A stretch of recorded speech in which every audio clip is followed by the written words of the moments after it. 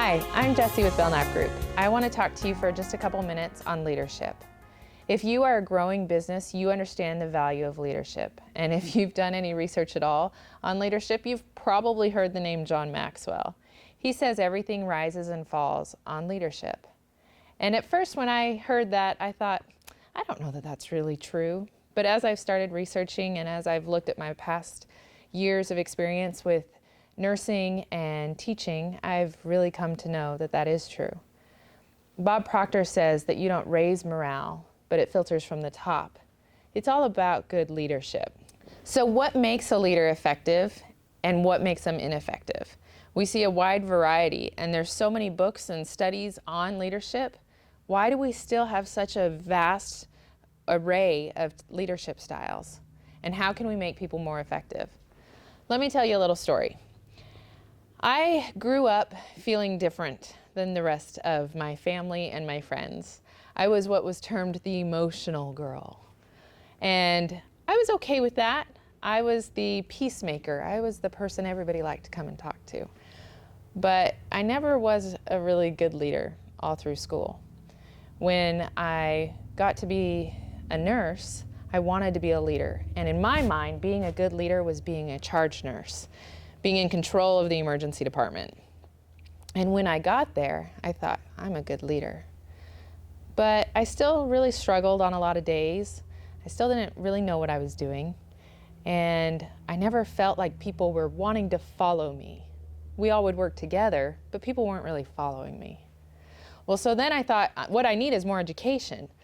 So I got more education and I got my bachelor's degree, and then I got my master's in nursing education. And I started teaching, and I loved teaching, but the second I went into it, there was a hierarchy. I was at the low end of the totem pole, and everybody else was a lot higher than I was. Now you take somebody who is the soft and emotional girl, and you put her in this new role, and a lot of tears were shed, and I felt really insecure. I had one wonderful faculty member who said, "You're just a banana. If we're talking about fruit, you're a banana. You're not an apple, you're not an orange, you're just a banana. And we just got to get you to have a little thicker skin. You got to be a green banana." And I'd say, I don't know how to do that. And I would struggle. So my answer to become a better leader was to get my doctorate. If people have to call me Dr. Belnap, then I'm a good leader. And so I got my doctorate. But during that process of getting my doctorate in teaching, my teaching style started to shift. I stopped looking at how everybody else was teaching, and I started teaching the way that was comfortable for me. And that included making mistakes talking.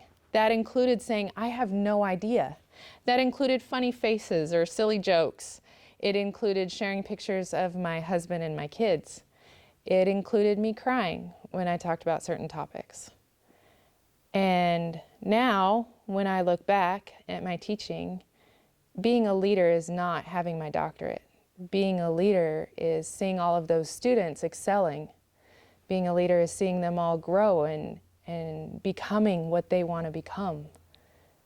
Being a good leader really has nothing to do with you. Being a good leader is making people want to be more. And that's what Belnap Group is all about, helping people to do more. We hope that you will consider working with us. We can change your life, and we can make your team exceptional. There is a science to getting what you want, and we'll show you how to do it.